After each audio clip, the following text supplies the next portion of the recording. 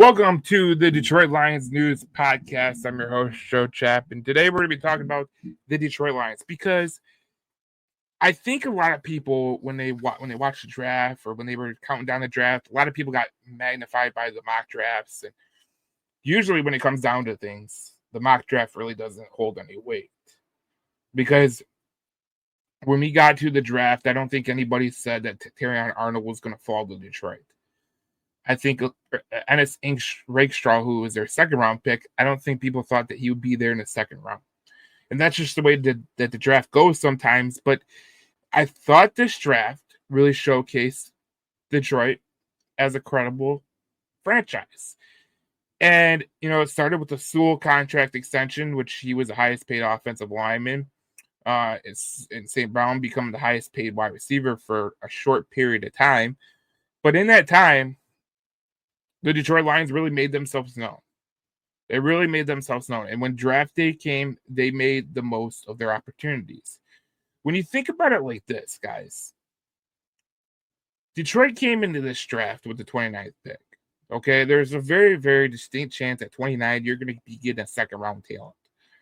It usually doesn't work the way that it worked with the Detroit Lions because very rarely do you get a player like Terrion Arnold, who was a number one corner for a lot of people, including the Daniel Jeremiah, including the Dane Bruglers, including Matt Miller. I mean, I know Kiper had his own. I think he was a third cornerback on his draft board, which was asinine because he liked Kool-Aid more than Terrion Arnold, which that didn't make sense to me. But if you think about it from the pragmatic approach that Brad Holmes took, it was a fantastic way to kind of get himself reacclimated to the way that they do things. And, I didn't think that they were going to trade. I thought if, it gets to them, they're going to trade down. That's what I originally thought. And then when Terrion Arnold kept dropping and the first 15 players were offensive players, I think you took a look at it and go, okay, someone's going to fall to you. Do you trade up? And when do you trade up? And are you willing to give up the capital to trade up and get that player? And, moving in front of the Packers was a smooth move because everyone knows that the Packers were going to take Terrion Arnold. And look, it couldn't have gotten any better. And when you think about it in the approach that I'm going to think about it, you basically got two starting cornerbacks for third round picks. And then one was a second round pick.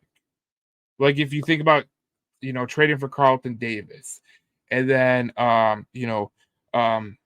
trading to move up to get Terrion Arnold. Like you moved up to these guys, you moved up to get Terrion Arnold and you gave him a third round pick. Does that third round pick mean anything? I mean, if Terrion Arnold is good, that third round pick isn't going to mean nothing. Because in the grand scheme of things, Terrion Arnold might be the better player, and it really could even out what you could have got in the third round. Now, a third round pick could be a really great player. It could. It could also be a guy like, maybe an Ifeatu Melifonwu, where it takes some time for him to develop. And we're going to get to the player that they're going to have to wait to develop. But all in all, like the way that this draft class stood up for Detroit, it was well beyond my dreams of the way that they got things done. Like if we're going to be honest with each other, I didn't think the Detroit Lions would be getting the players that they got, where they got them. And that's where we're going to get to, when you look at this draft class. So let's look at it right now. This is the full class. In the first round with the 24th pick, you traded up to get Terrion Arnold from cornerback from Alabama. Ennis Rakestraw Jr., the cornerback from Missouri, you got him at pick 61. Pick 126 in the fourth round, you got Giovanni Manu from British Columbia, and I got some pretty good intel about him. Again, I'm not going to come on here and bullshit you, okay? There's no way and no how that I'm going to really know what this kid is about because I don't watch college football in the British Columbia. I don't watch CFL.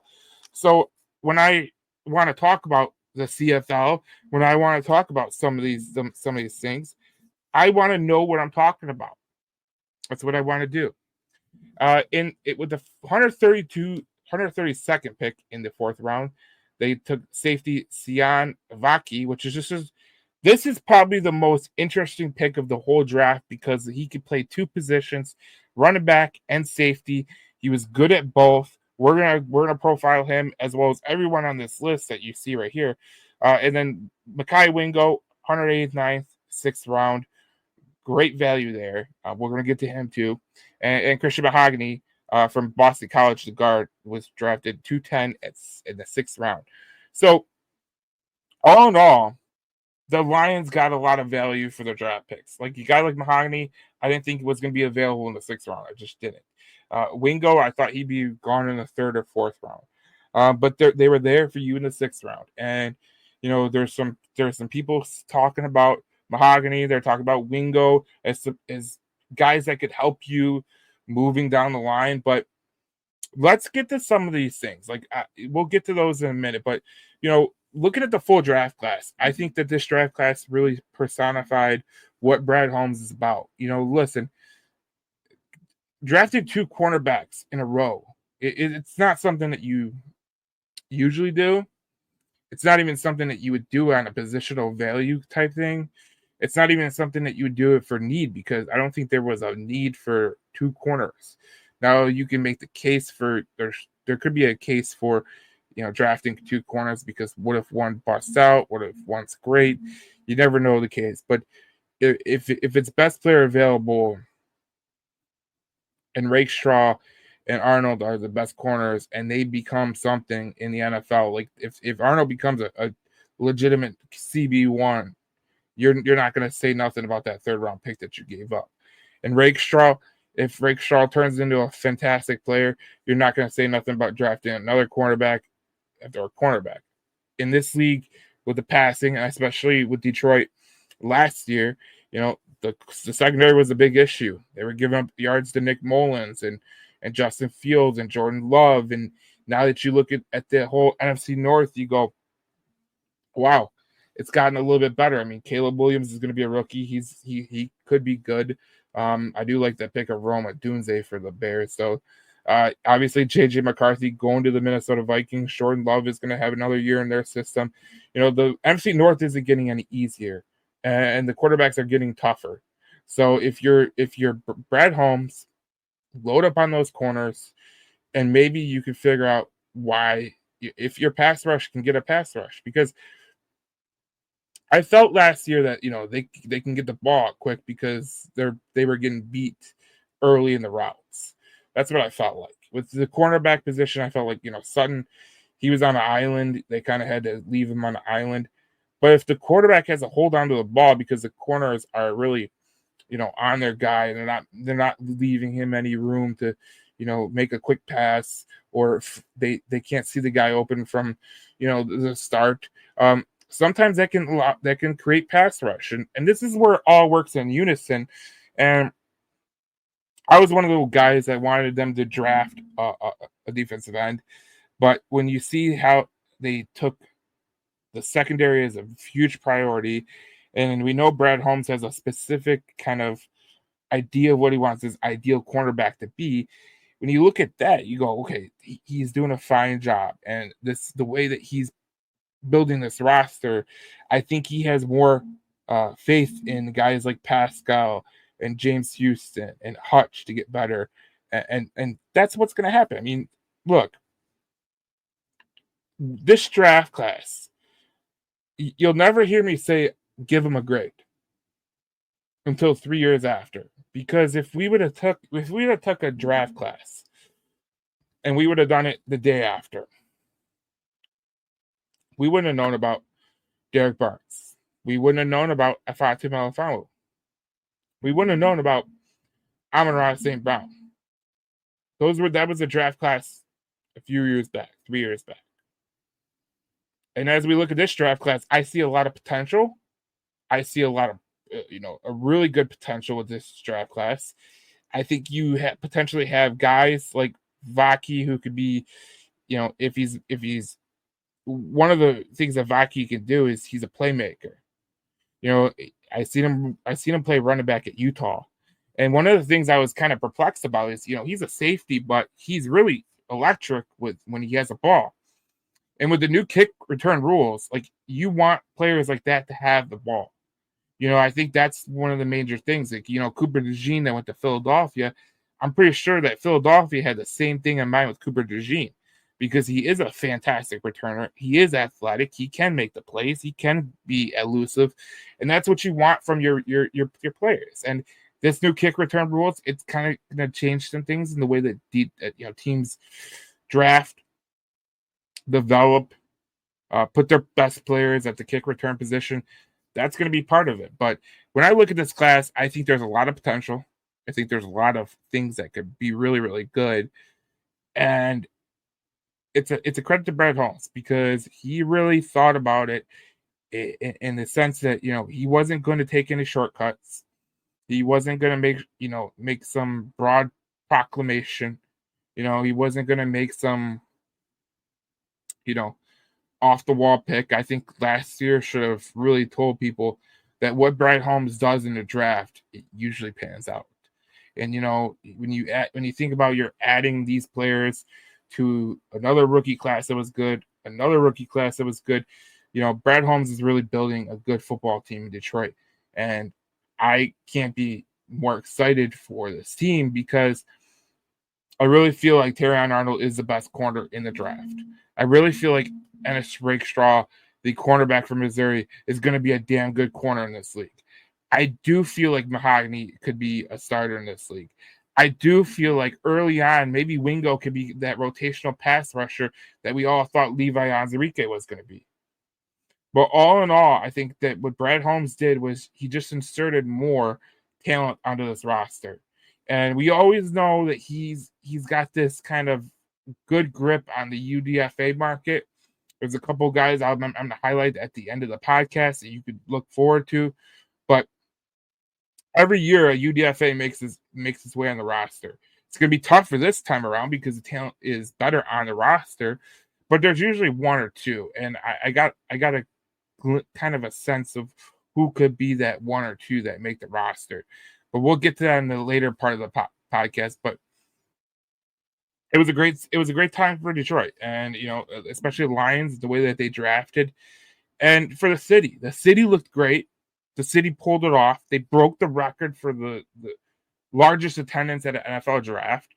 It just shows you that this fan base is one of the best fan bases in football. They are one of the best fan bases in football, and I think a lot of people, over the course of years, if you're 34, if you're in your 30s or your 40s, you kind of dismiss Detroit as like, oh, they're just Detroit. But I think when you watch that, you said, okay, this is a sleeping giant in Detroit. And if the Lions could really build off what they did last year, going to the NFC Championship game, winning 2 playoff games, I think they could be a legitimate threat to go to the Super Bowl this year in New Orleans. And we're going to see what Brad Holmes, if his picks actually help this team, which his track record shows that, yes, his picks will absolutely help the roster. How much? What in a couple years, what are we going to look at this draft class as? Is it going to be the draft class that puts Detroit over the top? Or will it be the draft class that sets the team back? There's 2 ways it can go. 2 ways, and that's the only way. But I thought the Detroit Lions did a damn good job at building the roster, doing a damn good job, and they did really, really well. And hats off to Brad Holmes. Again, this guy he does it the right way. He could have got aggressive in free agency and try to pigeonhole his mistakes. But we know that when you pay people in free agency, oftentimes it comes back to haunt you because you're not able to pay your players. You're not able to, pay your homegrown talent, or you're not able to make that trade deadline acquisition. Those are some of the things that happen. So I like what Brad Holmes is doing. I think it's the right approach. It's a patient approach, but it's ultimately the right approach. And I think that Brad Holmes is doing a damn good job. All right, in the next segment of the podcast, the Detroit Lions News podcast, we're gonna break down all the picks that they made, and then on the later half of the podcast, we got free agents that are there. We got some undrafted free agents that I think that could make the roster potentially, and then we'll be off. And obviously, this is like the last real podcast. We're gonna do some podcasts over the summer, breaking down some Lions football. We got the schedule release coming in May. It's going to be a good time for Detroit, but let's get to this draft class. Let's look at the draft class and let's see what happens. This is a good team, and what a great draft it was for the Detroit Lions.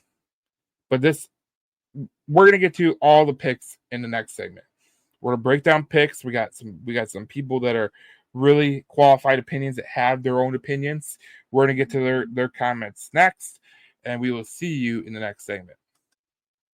Welcome back to the Detroit Lions News Podcast. I'm your host, Joe Chapin. Today, obviously, in the last segment, we previewed what we're going to get to right now. Let's get to it. So the first pick, they picked Terrion Arnold, and I thought the Terrion Arnold pick, I felt like he was one of the best corners in the draft next to Quinton Mitchell. I did like Quinton Mitchell. I think 1 and 2, they're both 1 and 2. I didn't think that Terrion Arnold was a third quarterback corner on the board. I thought he was like the first or second. And when you read what Pro Football Focus had to say, overall they had him at 14th. They had him the third ranked in the position. They said Detroit trades up to acquire the 14th ranked player on the Pro Football Focus big board in Alabama cornerback Terrion Arnold, who has an alpha presence in the secondary and plays with a fearless mentality. He led all SEC cornerbacks in interceptions and pass breakups in 2023. He also led the conference with a 90.6 PFF run defense grade. Detroit has officially overhauled its cornerback room with the additions of Arnold, Carlton Davis, and Amik Robertson. Goes on to say Detroit, that's the second part of it right there. But they graded the pick as an elite pick. I did like the pick. I thought it was really well orchestrated. And I just think that they did a damn good job of picking. They did a damn good job picking Arnold and trading up to get him. And like I said before, I don't really care about the third round pick. The third round pick is moot because if Aaron Glenn gets a job next year, you're going to get a compensatory pick in the third round. There is potentially you can get more compensatory picks. I'm not really worried about the third round pick. If Terrion Arnold is a guy that can help you, you're not going to be worried about this pick at all. Actually, you're probably going to be like, I'll give the third round pick for a number one corner any day. And Brett Holmes did that. Brett Holmes has done it twice in this offseason. He traded for Carlton Davis and gave a third round pick. He traded up to get Terrion Arnold. He gave a third round pick. And when you think about it, you dropped 4 spots. You dropped a couple spots in the first round, and you gave a third round pick to get a number one corner. I don't see the issue with that. And if you see the issue with that, I'm curious to wonder what's your position on that. Because I feel like if you're going about it the right way and you're thinking about it the right way, Terrion Arnold was one of the better picks. And I thought it was interesting because, Brugler had a great piece on Terrion Arnold. Brugler ranked the Lions third in NFL draft with what players that they picked. His favorite pick was Terrion Arnold, cornerback, Alabama. He was number 10 on his board. Arnold was my highest graded defensive player in the entire draft, and the Lions were able to get him at 24. Aside from the talent he brings to the roster, the fit is what makes this one of my favorite picks. Arnold is one of the most competitive players in the draft class. He's ideally wired not just for a cornerback, but especially a Dan Campbell coach cornerback. Very interesting what Dane Brugler said in that little piece. That little at the end of it. A Dan Campbell cornerback. Because I think that not only is it a Dan Campbell type cornerback, but it's an Aaron Glenn type cornerback. Because if you look at the way that this Detroit Lions team has kept corners, they've kept corners that are, I felt like Jeff Okudah was a good corner, but he wasn't mentally, strong enough to be a corner on this roster. I feel like they kept a lot of guys on this roster that were more mentally prepared for the position. When you're playing, if you're in any sport, if you're a pitcher, you're going to let up home runs. You're going to let up hits. You're going to walk the batter. If you're a goalie in hockey, you're going to give up goals. Like, it's just the way it is. If you're a quarterback, you're going to throw interceptions. And if you're a corner back in football, you're at a little bit of a disadvantage. You can't get as handsy as you used to be able to get handsy, and you're not able to you're not able to do some of the things that you want to do. And you've got to be mentally prepared to be in that position, because if you're not, 9 out of 10 times these corners will falter because of their own psyche. I feel like a lot of corners that are really talented corners, the reason that they fall in the draft, the reason that they fall if they fail in the NFL, is because they're not mentally, they're not mentally strong. When things go wrong, they kind of get in their own heads. And if you've ever played those positions in any of those sports, once you get in your head, it's over. You're done. You're not going to come back from that. And I feel like Aaron Glenn and Dan Campbell, that's what they like about these corners.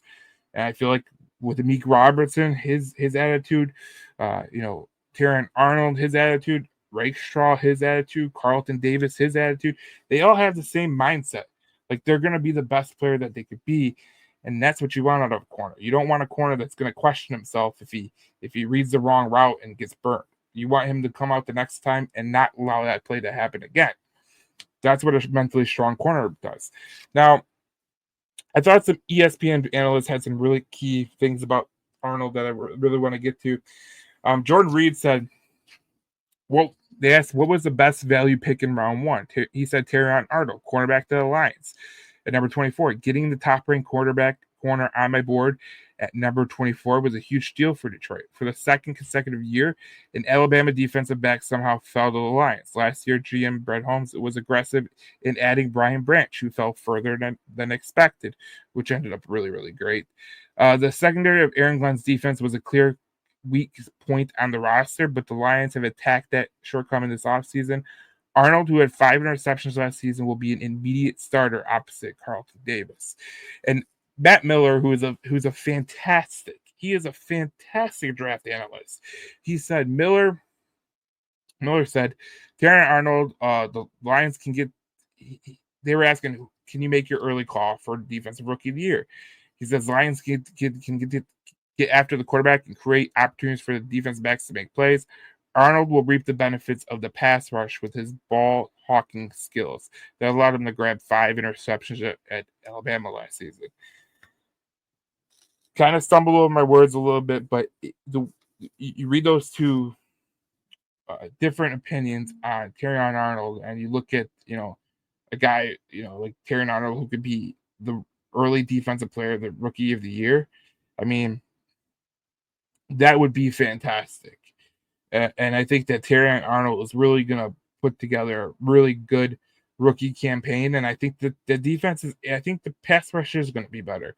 And, with DJ Reader added to the ilk, I think that they're going to be a lot better. And it's going to help out, a guy like Terrion Arnold, who's a rookie. And it's going to help that he has a veteran on the other side. And they're probably going to have Amik Robertson out there at some point. But this secondary has been totally rehauled. And I think that, a guy like Terrion Arnold, I think he's going to do really well in this system. And it's credit to Brett Holmes just to trade up and get the guy, because, look, you could have sat back and said, no, we'll get him. We'll wait till 29 and wait for the best player to come to us. A lot of times, guys, it just doesn't work that way. And I wish it did, but a lot of times it just don't work that way. So glad that Brett Holmes traded up to get Terrion Arnold, and I thought it was a really good pick. Now, let's go to Ennis Rakestraw. Ennis Rakestraw was the second round pick.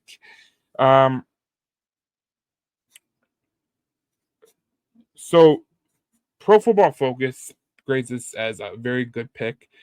He was picked at pick 61. His overall ranking was 46. He was seventh on the cornerback board. They say about Ennis Rakestraw on Pro Football Focus, they say the Lions continue to rebuild a defense that would rank 30th in coverage grade in 2023. Rakestraw, the 46th ranked player on the PFF Big Board, is a physical cornerback who excels in zone coverage. He posted an 85.2 PFF zone coverage grade in 2023. The Lions completely revamped their cornerback room in just one offseason.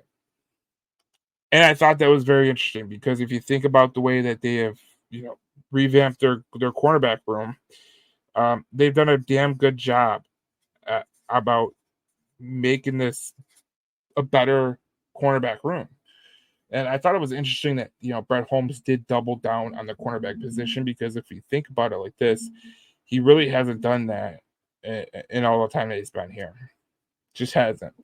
And I thought that, Ennis Rakestraw has a unique ability because he's a more physical corner than Terrion Arnold. I think that's a good 1A, 1B kind of situation where if Rakestraw really develops into the cornerback that you think he's going to become, what Brett Holmes thinks he's going to become, you could potentially got your two cornerbacks of the future on rookie deals going into a Super Bowl window. Very, very smart. Because we see how much cornerbacks go for. I mean, L'Jarius Sneed went for $20 million in a third-round pick. And for people to say, that's not a lot, it's a lot because, look, L'Jarius Sneed could be great in Kansas City, and he can go to you and be absolute ass. So that's one of the reasons that you kind of you don't want to overpay for corners. You don't want to overpay for guys that you're not fully confident in their abilities. Maybe you're a general manager and you think, okay, L'Jarius Sneed, guy like L'Jarius Sneed, maybe the defense helped him out. Maybe that aggressive blitzing defense helped him out and it allowed him to make some key plays. Obviously, when you know that your defense is going to get home more often than not, you're going to take some more risk. And I think if you're in another defense where you don't take risk, maybe you're left out to dry and maybe you get exploited a little bit. That's what I look at with L'Jarius Sneed when, a lot of people are clamoring that they should have signed him. You get a guy in Ennis Rakestraw who I think is one of the better corners in this draft. And, even Pro Football Focus says that it's a very good pick and it was the 7th cornerback on the board. But this was a fantastic draft. This was a fantastic pick for Brett Holmes because you're getting a guy who potentially was, if you follow mock drafts, he was mocked to Detroit later in the process as a first-round pick. You got him in the second round. This is the second year in a row that Brett Holmes says, this is the second year in a row that Brett Holmes has had a good player fall to him in the second round, and Brian Branch worked out pretty well. So, luckily, Rakestraw doesn't have to step in and contribute right away. That's not what he's here to do. I mean, he can. I'm sure he can. But at the same time, I'm sure they want to develop him, grow him. And thankfully, Carlton Davis is ahead of him. Amik Robertson is ahead of him. You assume Terrion Arnold will be there. Brian Branch will be in the slot. It's a good situation for a young corner because they can really develop. They can grow. They don't have to, press them into duty. And I thought that was a very, very key, optic. Obviously with Rakestraw, he's a physical guy. And with physical cornerbacks in this NFL, you worry about two things. You worry about him getting too handsy, and you worry about his coverage in man. His coverage in man coverage wasn't the best, but if you can work with him and you're allowed to work with him, this could be a huge help to the Detroit Lions, especially if there's injuries that come about in the later half of the season. This could really help this Detroit Lions team later in the season and moving forward in the future. And I always tell people through the draft classes that, you have drafting is not just for the present. It's for the future too. So when you draft a guy like Rakestraw, it's not just for this year. It's for the next year, the year after, the year after. And once you do that, you're going to be in a good situation. Let's get to we got at they had no third round pick. They traded them. So at the third pick for the Detroit Lions in the 4th round at 126, they drafted Giovanni Manu, the offensive tackle from British Columbia. PFF didn't have a grade on him. They don't have him at overall. They didn't even have him on the board. And a lot of people they would question this pick. They would question why they picked this guy at where they picked him. And as you read that PFF thing, they don't know who the hell he is, basically. And I thought it was interesting because of the way that they put it together. But I was fascinated because one of the people that did know about Giovanni Manu was Field Yates. Field Yates of ESPN. He wrote this in an article today. I'm gonna pull it up right now. He puts he said it wasn't easy to track down film of Manu. He played for the University of British Columbia, UBC. It was more of a basketball player growing up, but once in hand, that tape didn't take long to impress. Manu had some most impressive measurements in the draft. He was measured at 6'7", 352 pounds at his regional pro day in late March.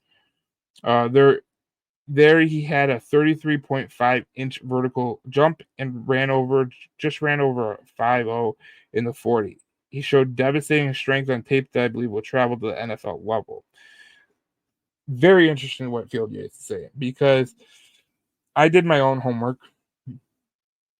I went and asked a CFL general manager about Mr. Manu, and this is what he said. He said, I think every CFL GM said, please don't make too much noise. He's got a lot of attention from NFL teams. He's a fantastic player. I said to my scouting staff that the two ideal places where he could reach his full potential in the NFL were Detroit or Philly. No slight to the other teams, but both of those teams can take time to develop his skill set. He can grow and mature with the tackles in those two organizations, and the GMs are forward thinkers. The Lions' offensive line was one of the best in the NFL. Great coaching is what he will need to succeed, and he will get that in Detroit. Can he step in right away for a game or two? But his biggest priority is to learn. He's an athlete. It's all about learning. That's it. If any other team takes him besides those two, I wonder if he'll succeed. He will in Detroit. I compare him to Jordan Mailata of the Eagles. Let him learn, watch him grow. He comes from a good program with the same mentality as Detroit has. It's very interesting what that general manager said, because, when you think about some of the things that these general managers do say, and you think about, a guy who would know more about the college game and the Canadian circuit than anybody, and that's a CFL general manager. And basically the way that he was implying it was that that Giovanni Manu, a lot of the CFL people were hoping that he wouldn't make a lot of noise. He went to that regional pro day. He obviously made a lot of noise. And these CFL general managers, one of the things they want to do is they have preferences of where these kids can go that play in Canada. They're just not looking out for their league. They're looking out for the game in Canada, because they really want the game in Canada to grow. And if there's bust after bust after bust coming out of Canada, well, then it kind of limits teams really taking a chance on a kid from Canada. But basically what it came down to was this general manager thought that the only two teams that could take Manu and that he would develop into a really good offensive tackle was Detroit or Philadelphia. And he said, yeah, he can play guard a little bit, but he's going to be a tackle. And when you look forward into the future with this team, there could be a chance that Taylor Decker is not on the team anymore. And can Manu step in? And if Manu is able to step in and he's able to be slided to the right tackle position, you put Sewell on the left tackle position, you don't lose much. If Manu just plays a little bit better than Decker did last year, which Decker was phenomenal with a broken foot. Again, with a guy like Hank Fraley as your offensive line coach, you should feel really, really happy about this one, because you have the coach who can really develop his mindset. This is the same coaching staff who developed Coyote Oshika. I'm sure they're gonna grow and develop Cody Sorsdahl. This is a good this offensive line coach, this group, they develop talent. Like Coyote Ashika, I remember when I didn't know who the hell he was. But when he went in against that Buffalo game and he played at Oliver, he didn't look out of place. And that's a credit to Hank Fraley, the offensive line coach. It's also a credit to Brad Holmes for making that push. It's also, the whole coaching staff gets kudos on that kid being ready to play. So I thought that was interesting what they said about Giovanni Manu. Giovanni Manu is a hell of a player, and I think that he's going to be really good. Field Yates, it was interesting because I haven't heard many national guys break down Giovanni Manu because they didn't really know who he was. I thought it was a little bit disingenuous that there was a lot of national people who were, judging the pick and they didn't even know. They didn't even do the research. They kind of back channeled and kind of did some, ordinary digging. They thought it was a reach. Reaches don't really matter. If you go through the whole draft, there's a lot of reaches. There's a lot of people that slide that you didn't think were going to slide. And one of those players is the player we're going to talk about. If we go to the next pick, Sione Vaikai. And we're going to read what Vaikai, they say about it on Pro Football Focus. Lions fans, get ready to love Vaikai, one of the most athletic players in the 2024 draft. They say he played safety and running back at Utah, but he also he is a solid safety and coverage. Don't expect him to make exceptional plays in the football very often, but Vaikai packs a mean punch. He's a plus tackler on run defense and fits perfectly in Aaron Glenn's mentality in the Motor City. What I really thought was funny about this was Scotty Montgomery, the Detroit Lions running back coach, met with Vaikai. And they think of him more as a running back compared to a safety, which is interesting. I think it's very interesting.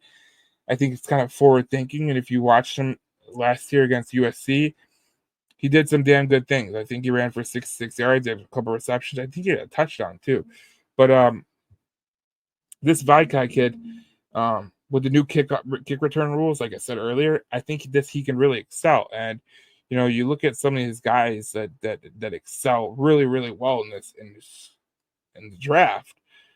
They have an athletic profile, and if you do need to put him at safety, he can play safety too. This is one of your kind of jagged edge, kind of Swiss Army knives that you can deploy at any given time.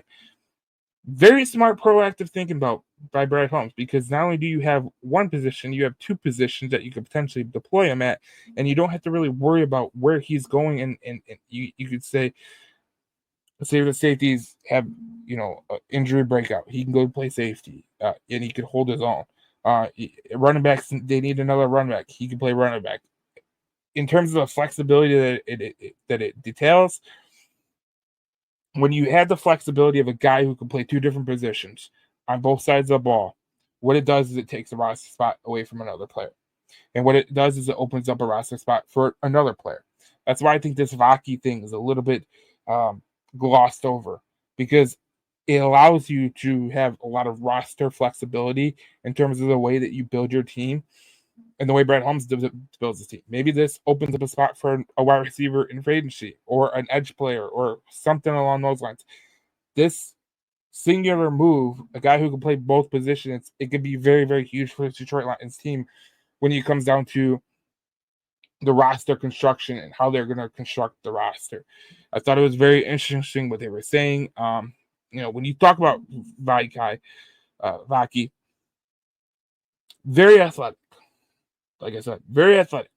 And this is a very good, flexible Army knife that you're allowed to deploy. And I thought it was very, very fitting that Brad Holmes, as soon as you heard that they were kind of interviewing him more as a running back,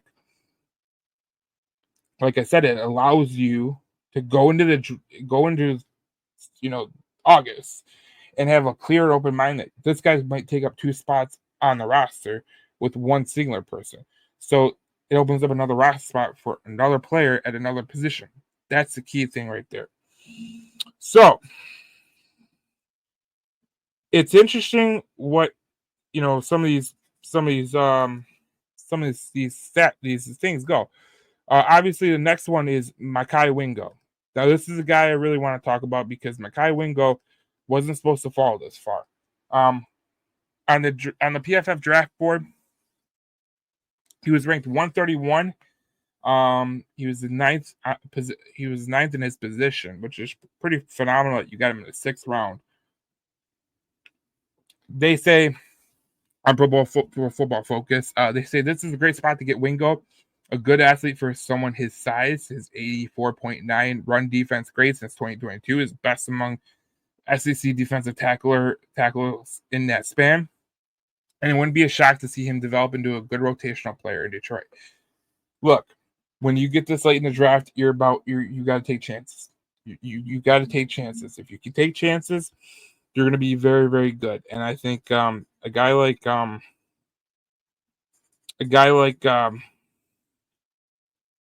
Wingo is going to give you the opportunity. Maybe if you can't re-sign a guy like Alim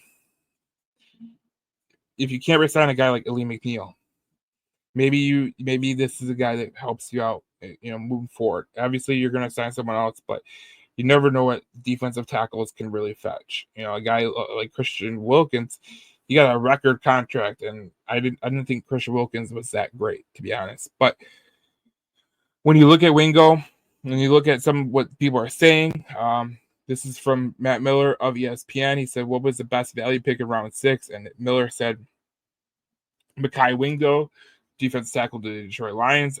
He went nearly 100 spots later than my ranking for him, number 94. So this is a top 100 player, according to Matt Miller. But he has a chance to make an immediate impact in Detroit, playing in the Lions' 4-man front. Wingo has a similar style to that current Detroit defensive tackle, Alim McNeill. Wingo is short and stout at 6 feet tall and 284 pounds, but his effort level is fantastic. He is one of the biggest steals of the 3rd day. When you think about getting a 100 ranked player in the 6th round, that's phenomenal. That's phenomenal. And kudos to Brad Holmes because, obviously the draft board had to fall his way, but to be honest, the way that you kind of propel this thing is you're hoping that a guy like that falls to you. And he did. And for Matt Miller to rank him inside of his top 100, it says an awful lot about him. And the PFF grade, it shows that he's a really good player. I really don't take PFF grades into total account, but I think that this is a guy, when you turn on the tape of LSU, you see Mekhi Wingo, and you see him making an impact. You see him, pushing the pocket. You see him doing all this, and it's great. It's great to see. And I love what you see from this guy. And getting him at the position that they got him at in the 6th round is fantastic. You can look at it 2 ways. There's a lot of good players that fall to you in the 6th round, 7th round, 5th round. Maybe you got lucky again. Derek Barnes has been great for you. Amon-Ra St. Brown has been great for the Lions too. Brett Holmes has had a lot of good players that he's been able to get immediate impact from. And even if Wingo doesn't, he doesn't give you immediate impact, future impact, I think that's a foregone conclusion. I think that Wingo is going to be a damn good player moving forward, and I think that Detroit is going to be in a good position to make the most of Wingo's opportunities, and that's what I think with Wingo. And let's get to the next person, because I think the next person is another guy who could potentially be a steal. It's Christian Mahogany. Now, Christian Mahogany was ranked the 106th player on the Pro Football Focus board. He was ranked the 4th best guard. They graded his pick as very good. And they said this: Mahogany fell further than expected, enabling the Lions to land a bit of a steal here in the 6th round. Over the past 3 seasons, he has allowed just 1 sack and 7 total quarterback pressures from 711 pass blocking snaps. If you look at his Pro Football Focus grading card, you can see that he does really good against pretty much everything. He's a total steal. If you want to say it like that, just a total. It's amazing to me. It really is. It's amazing to me that they got him at the position that they got him at. Because when I think about Mahogany, I thought he was going to go in the second round, something like that. But Brugler, he had some tendency mode too. So he put a day 3 pick who could surprise. He said Christian Mahogany, the guard from Boston College. The Lions had a fascinating day 3, including trading a 2025 third-round pick to draft Giovanni Manu, a project left tackle with rare tools, but it was Detroit's 2 sixth-round picks that stood out. He again mentions, this is Brugler, he mentions LSU's Mekhi Wingo and Mahogany, who both ranked inside his top 100 too. So Matt Miller and Dane Brugler both ranked Wingo in the top 100. He also ranked Mahogany in the top 100. Some medical questions caused Mahogany to fall, but he is a smash mouth power blocker with lighter feet than expected. It wouldn't be a surprise if he was competing for a starting role in 2025. And when you talk about Mahogany and you talk about this guard group, Kevin Zeitler, he's not a spring chicken. He's got he's a little bit older in the tooth, so you're gonna have to replace him at some point. And if a guy like Mahogany develops and becomes that guy that could step in, win-win. This was a great draft pick. Obviously, guard was on the board for a lot of people. I think if you're, a Lions fan, you were thinking, okay, Cooper Beebe in the second round. Maybe you were thinking, Jackson Powers Johnson in the first round. Maybe a guard in the 5th round. I don't think anybody really expected Mahogany to be there in the 6th round, and there he was. This is just, once again, Brad Holmes doing what he does best. He took a player that was very, I think a lot of teams will end up missing on. I love Mahogany. I watched a couple of his games at BC, and I think that he's a really good player. I think he really gels right with this team. He gels right with the way that they want to run the ball. He gels right with the way that he, his athletic ability. Obviously, he has some medical questions, and no one's denying that. But when you think about it, it's a damn good pick by Brad Holmes. A damn good pick. And Mahogany is going to be a damn good player for Detroit, and that's all you could ask for. Like I said, Christian Zeitler is getting older. I think he's 34. And then you got Graham Glasgow, who, he's just signed a new deal, but you're going to have to replace him in a couple years. I mean, it's just the way it goes, older in the tooth, and they don't want to subject themselves to that. But I thought it was very, very good to get a guard in this draft, because I do feel like, centers, we don't know the future of Frank Ragnow, but we do know that, Frank Ragnow has been mulling over retirement. And I feel like if you're able to get a guard, that way you can focus all your attention on a center next offseason, if Frank Ragnow decided to hang it up. But that was the Lions draft class, and like I said, this was a fantastic draft class for the Detroit Lions. I was so impressed with the way that they drafted. I was impressed by the positional value. I look at Wingo, I look at Mahogany. Those are 2 guys that I really liked. I thought you can get in the 2nd or 3rd round. You got him in the 6th round. I do like the potential of Giovanni Manu after I talk to people who actually know what they're talking about, but not just guessing. And I look at a Vaki as a guy who could, potentially take up a roster spot for 2 players, and they could open a roster spot up for someone else. And it's very forward thinking about from Brad Holmes. And all in all, like, I don't give draft grades out. I refuse to give draft grades out, because I feel like you can't grade a draft until until year 3, because we could obviously see that's the case with Ifeatu Melifonwu, who really gelled in his 3rd year. You started to see, Jameson Williams get better in his 2nd year. It's just the way the positions go, and that's the way it has to happen in the NFL. Got to give these kids time to develop. Obviously, with the way that Brett Helm is drafted, you expect a couple of these guys to make an impact.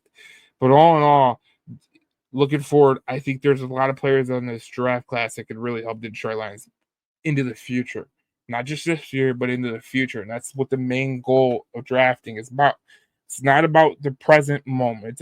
Obviously, you want players to help you in the present moment, but you also want long-term impact. And that's the main reason why you go to the draft with the clear and concise mindset. Why a lot of other teams have these, we're going to draft the best available player. We're going to draft this player. We're going to draft for need.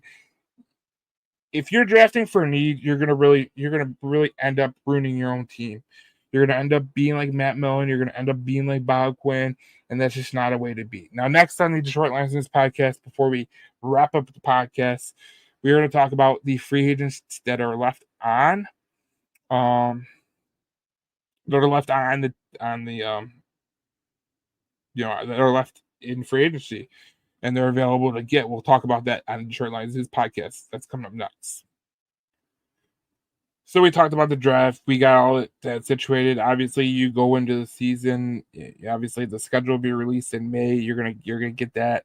There's gonna be a lot of things happening in the next month that are gonna determine the future. Obviously, the schedule release, but you also got the free agents. The free agents that are still available. These are the free agents that are still available, and obviously you could read these on the YouTube. But there is at quarterback. There's Ryan Tannehill, running back Josh Kelly, wide receiver Tyler Boyd, wide receiver Michael Thomas, wide receiver Corey Davis, wide receiver Michael Gallup, DJ Chark at wide receiver, Marquez Valdes-Scantling of the wide receiver room, obviously Hunter Renfrow, Odell Beckham, Logan Thomas, David Bakhtiari, who I imagine will go to the New York Jets after June 1st, DJ Humphries, Andres Pete, Dalton Risner, those are offensive linemen. Vaitai is on the free agent list still.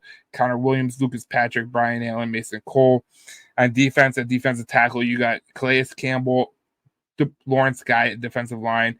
At edge, you got Marcus Golden, Bud Dupree, Emmanuel Ogba, Carl Lawson, Yannick Ngakoue, Jerry Hughes, and Tyrus Bowser at the edge position. Linebacker, you got Cam Gill. Cornerback, you have 5 corners that are still available. Stephon Gilmore, Xavier Howard, Steven Nelson, Adoree Jackson, Patrick Peterson. Safety, you also have 5 available. You have Eddie Jackson, Micah Hyde, Jamal Adams, Quandre Diggs, and Justin Simmons. Now, out of those players, who would you want to get? And for me, I go back to it. And I look at two. I look at one player on the offense. I look at DJ Chark. I look at DJ Chark for one reason only. I know his injury history, but I know that he has a connection with Jared Goff, and I know that I've seen it with my own 2 eyes that he can come in Detroit and make some plays, and that's what I'm looking for by a guy like DJ Chark to make those plays and be a very critical piece to this offense. And I look at him as a deep threat, and if he could be a guy that you sign late that helps your team win, I think that's a total win. And I also look at maybe edge. You look at Yannick Ngakoue. Or maybe you look at a guy like Calais Campbell who could help that defensive line room, which is very young. If you could add a Calais Campbell and DJ Reader to, you already added DJ Reader to the locker room.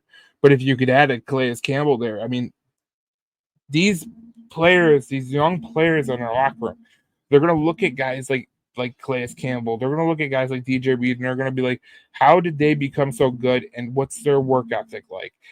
That's why it's critical to get some of those guys in there. And, I mean, if you're going to ask me, I like Ngakoue as an edge rusher. I do. I think, but he's not good in the run game.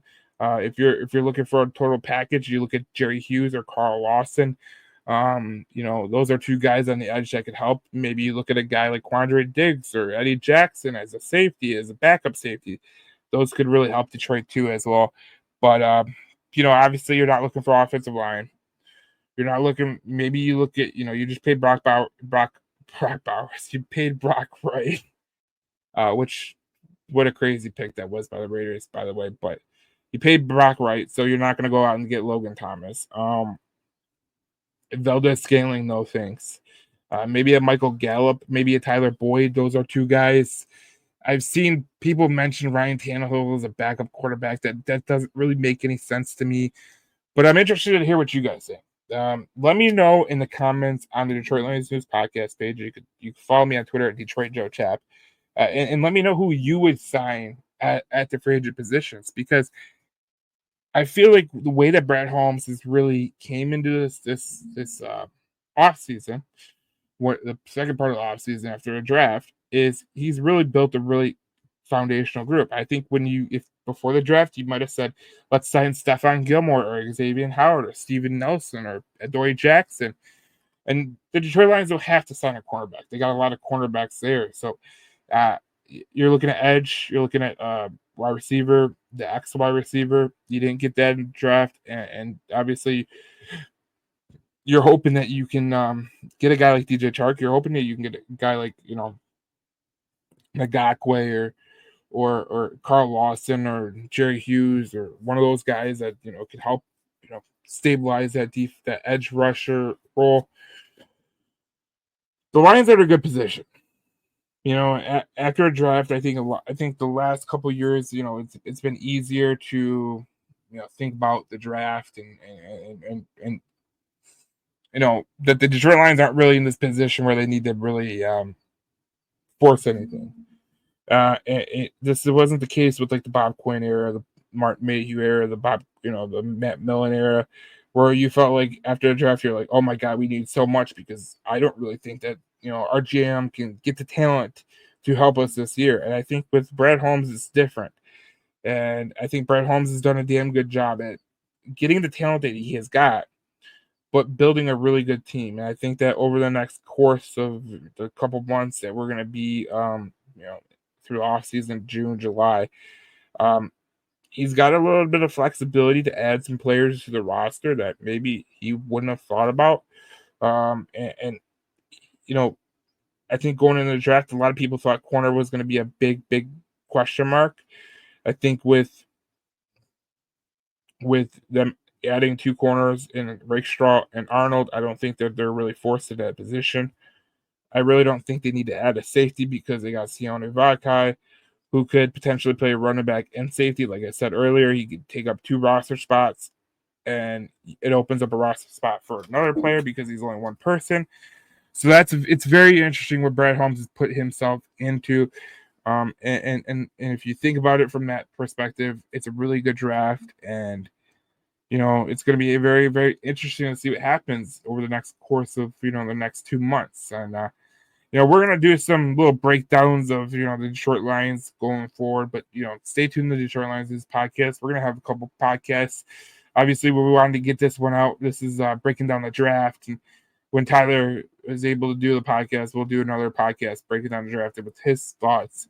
And then we'll have the schedule release podcast. We'll have podcasts in between there, but we're just, obviously with the summer, we kind of, there's not much to report on, but we're going to break down we'll have some short pods that are easier to, digest, maybe 20, 30 minutes just during the off season, especially over the June and July months. But thank you for listening to the Detroit Lions News podcast. I'm your host, Joe Chap, and I will see you on the next podcast as we talk more Lions football. Now, please follow and subscribe to Between the Whistles Detroit. It's going to kind of rebrand into one national. It's going to have some national stuff, but still going to have a lot of Detroit Lions content. So any short content will go on Between the Whistles Detroit. So we will see you in the next podcast as we talk more Detroit Lions News football on the Detroit Lions News podcast.